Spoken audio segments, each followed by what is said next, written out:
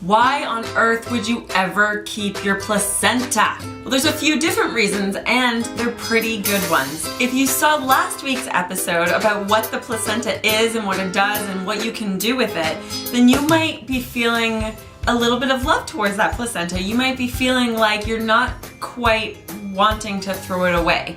So in today's video, I'm gonna give you 6 things that you could do with your placenta if you decided to keep it.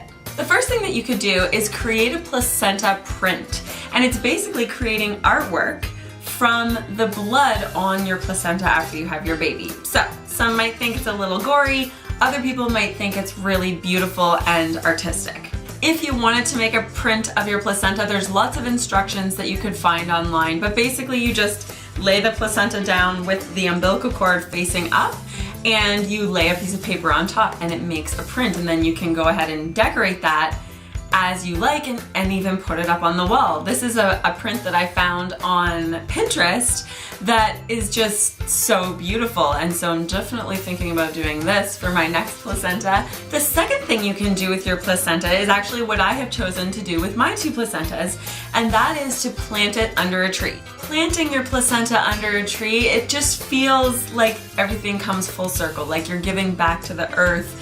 And it's also very symbolic, right? To have a tree that is growing from what has kept your baby alive. So that's kind of a very neat thing, because the placenta is very rich nutritionally, and so the soil around that placenta really gets the benefit of those nutrients. One word of caution though, if you are gonna plant it under a tree, make sure it's at least a foot deep so that other animals aren't smelling it and coming and digging up your placenta. So the next thing you can do with your placenta is actually ingest it. And the reason you want to ingest your placenta, or you might want to ingest your placenta, is because it does have health benefits on the other side of your pregnancy that will help you out in the postpartum period. So it's things like if you've lost a lot of blood, it's very replenishing in that way. It helps to balance your postpartum hormones, which actually prevents or protects against postpartum depression and anxiety. It helps with your breast milk production. It helps with your healing postpartum. So there are definitely benefits in terms of like getting you back on your feet if you do ingest your placenta. So if you're super hardcore, you can straight up like fry up your placenta with onions and garlic and eat it like a steak. That is one option for you. Another option, if you're not quite so hardcore, then you could have it prepared. So you can actually have it dried and encapsulated into pills that you can take, or you can have it created into a tincture. So if you don't want to make a print of it, and you don't want to plant it under a tree, and you don't want to ingest it either straight up or in a prepared form like pills or a tincture, then another option would be to donate it.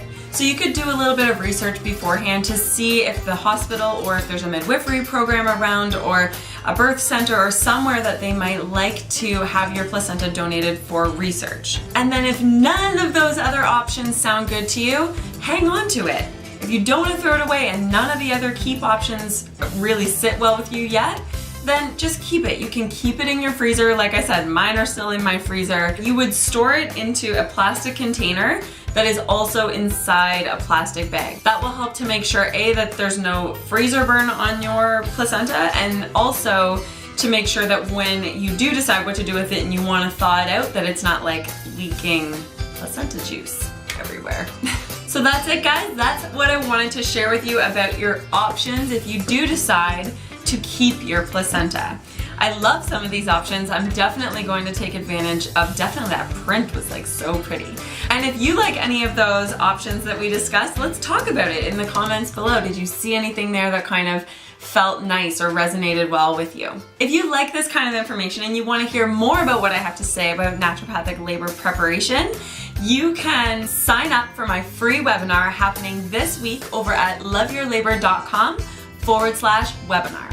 If you liked this video, please be sure to actually like it, leave me a comment, tag a friend, or share it on your page. I want you to birth boldly and love your labor.